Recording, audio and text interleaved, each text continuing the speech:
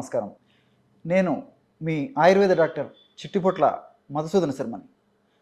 మనం ఈ వీడియోలో శొంఠితో తరచుగా వచ్చే జలుబును ఎలా తగ్గించుకోవాలి అనేటువంటి అంశాన్ని గురించి తెలుసుకోబోతున్నాం. శొంఠి గురించి ప్రత్యేకంగా పరిచయం చేయనక్కర్లేదు. అల్లాన్ని కొన్ని పద్ధతుల ద్వారా ఎండించి తయారు చేసినటువంటి పదార్థం ఏదైతే ఉందో దాన్నే శొంఠి అంటారనమాట. మరి ఈ శొంఠిని ఆధునికంగా ఆంగ్లేయంలో జింజర్, డ్రై జింజర్ అనేటువంటి పేరుతో పిలుస్తూ ఉంటారు. అల్లాన్ని జింజర్ అంటారు. అల్లాన్ని ఎండిస్తాం కాబట్టి ఎండించినటువంటి అల్లాన్ని డ్రై జింజర్ అనేటువంటి పేరుతో పిలుస్తూ ఉంటారు. ఇది సంవత్సరం అంతా కూడా మనకి మార్కెట్లో దొరుకుతూ ఉంటుంది. శొంఠి చూర్ణం తయారు చేయడం కూడా చాలా సులువు. మనం శొంఠి కొమ్ములు తెచ్చుకొని చిన్న చిన్న ముక్కలుగా చేసి దంచి మిక్సీలో వేసేస్తే మెత్తగా చూర్ణం అయిపోతుంది. లేదంటే ప్రామాణిక కంపెనీ వాళ్ళు తయారు చేసేటువంటి శొంఠి చూర్ణం కూడా మనకు మార్కెట్లో దొరుకుతుంది.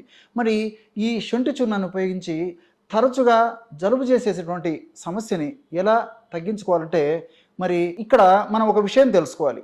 ఈ రోజుల్లో చిన్నపిల్లల నుంచి యువకులు పెద్దవాళ్ళ వరకు కూడా తరచుగా జలుబు చేయడం మనం గమనిస్తూనే ఉంటాం. వీళ్ళకి సీజన్తో సంబంధం ఉండదు. ఆహారంలో మార్పు జరిగినప్పటికీ, లేదా వాళ్ళు పాటించేటువంటి విధానంలో మార్పు జరిగినప్పటికీ, లేదా కొన్ని రకాలైనటువంటి మానసిక ఒత్తిళ్ళు జరిగినప్పటికీ, లేదా వాళ్ళు తాగేటువంటి నీటిలో మార్పు జరిగినప్పటికీ, వాళ్ళు నివసించే ప్రదేశం ఒక చోటు నుంచి ఒక చోటికి ప్రయాణం చేసినప్పటికీ, మరి ఇలా వివిధ రకాలైనటువంటి కారణాల వల్ల తరచుగా ఈ జలుబు చేయడం చాలామందిలో జరుగుతూ ఉంటుంది. మరి తరచుగా జలుబు చేయడం అనేటువంటి సమస్య సర్వసాధారణంగా వ్యాధి నిరోధక శక్తి అంటే ఇమ్యూనిటీ పవర్ అంటే రెసిస్టెన్స్ పవర్ తక్కువ ఉన్నటువంటి వాళ్ళలో జరుగుతూ ఉంటుంది.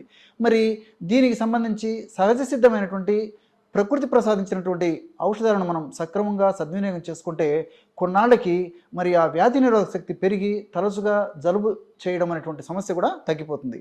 మరి ఈ జలుబు చేయడం అనేటువంటి సమస్యకి శొంఠిని ఎలా మనం సద్వినియోగం చేసుకోవాలంటే శొంఠి చూర్ణాన్ని ఒక 15 గ్రాములు తీసుకోవాలి. అలాగే మిరియాలని కొద్దిగా వేయించేసి చూర్ణం చేసి పెట్టుకొని ఆ మిరియాలను కూడా ఒక 15 గ్రాములు తీసుకోండి. 15 గ్రాములు శొంఠి చూర్ణము, 15 గ్రాములు మిరియాల చూర్ణము, ఈ రెంటిని బాగా కలిపేసి ఒక గాజు సీసాలో నిలువ ఉంచుకొని రోజు ఉదయం పరిగడుపున ఒక్కసారి, అదేవిధంగా సాయంత్రం 5 గంటల నుంచి 7 గంటల సమయంలో మరలా ఒక్కసారి ఉదయం 1 గ్రాము, అదేవిధంగా సాయంత్రం పూట 1 గ్రాము చూర్ణాన్ని ఒక చిన్న ప్లేట్లో తీసుకొని తగినంత స్వచ్ఛమైనటువంటి తేనె, అంటే ఈ తేనె కలపడం వల్ల ఈ ఔషధాల గుణము మరింత రెట్టింపు అవుతుంది. అంతేకాకుండా ఆయుర్వేద వైద్య విధానంలో తేనె గురించి చెప్తూ యోగవాహి అనేటువంటి పద్ధతిలో ఆ యొక్క తేనె గురించి చెప్పడం జరిగింది. అంటే యోగవాహి అంటే ఇతర ఔషధాల యొక్క గుణధర్మాలను పెంచి మరింత సమర్థవంతంగా శీఘ్రంగా వెంటనే సత్వరమే పనిచేసేందుకు ఈ తేనె ఉపకార ఔషధంగా ఉంటుంది. అంతేకాకుండా మరి ఈ తేనె సహజసిద్ధంగానే తీపుగా ఉన్నప్పటికీ శ్లేష్మదోషాన్ని తగ్గించేటువంటి గుణం కూడా ఉండడం చేత మరి తరచుగా జలుబు చేయడం శ్లేష్మదోషం ఎక్కువగా ఉన్నప్పుడు చాలామందిలో కలుగుతూ ఉంటుంది. కాబట్టి ఆ శ్లేష్మదోషాన్ని కూడా తగ్గిస్తుంది. కాబట్టి మనం వాడేటువంటి ఈ శొంఠి చూర్ణము, మిరియాల చూర్ణము కలిపి తయారు చేసుకున్నటువంటి చూర్ణాన్ని తేనెతో కలిపి తీసుకోవడం వల్ల మరింత సమర్థవంతంగా ఆ సమస్యకి చక్కటి పరిష్కారం దొరుకుతుంది. కాబట్టి రోజు ఉదయం ఒక్కసారి, అదేవిధంగా సాయంత్రం ఒక్కసారి, పూటకి 1 గ్రాము ఈ యొక్క చూర్ణాన్ని తగినంత స్వచ్ఛమైనటువంటి తేనెతో కలిపేసి తీసుకోవాలి. ఇప్పుడు నేను చెప్పినటువంటి ఔషధము 30 గ్రాముల ఔషధం చెప్పాను కదా, 30 గ్రాముల ఔషధము 1 నెలకు సరిపడా ఔషధం అనమాట. మరి ఈ నెల అయిన తర్వాత మరలా అవసరమైతే మరలా ఇదే పద్ధతిలో ఔషధాన్ని తయారు చేసుకొని మరలా ఈ యొక్క ఔషధాన్ని ఇదే పద్ధతిలో వాడుకుంటుండాలి.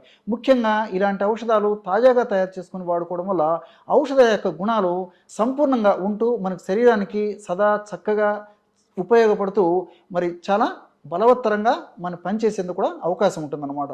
మరి ఎక్కువ రోజులు నిల్వ ఉంచుకోవడం వల్ల ఇలాంటి ఔషధాలు వాటిలో ఉన్నటువంటి సహజసిద్ధమైనటువంటి రసాయన తత్వాల అంశాలు తగ్గిపోయి ఆ యొక్క ఔషధం ఆశించిన స్థాయిలో పనిచేయకపోయేటువంటి అవకాశం ఉంటుంది. కాబట్టి మరి తాజాగా తయారు చేసుకుని వాడుకోవడం వల్ల ఫలితాలు శీఘ్రంగా సత్వరమే చాలా చక్కగా పనిచేసేటువంటి పరిస్థితి ఏర్పడుతుంది. చూశారు కదా, శొంఠిని ఉపయోగించి సాధారణంగా తరచుగా వచ్చేటువంటి జలుబుకి ఎలా మనం సద్వినియోగం చేసుకోవచ్చో మరొక వీడియోలో, మరొక కార్యక్రమంలో, మరొక అంశంతో మళ్ళీ కలుద్దాం. అంతవరకు నమస్కారం. మీ చిట్టిపొట్ల.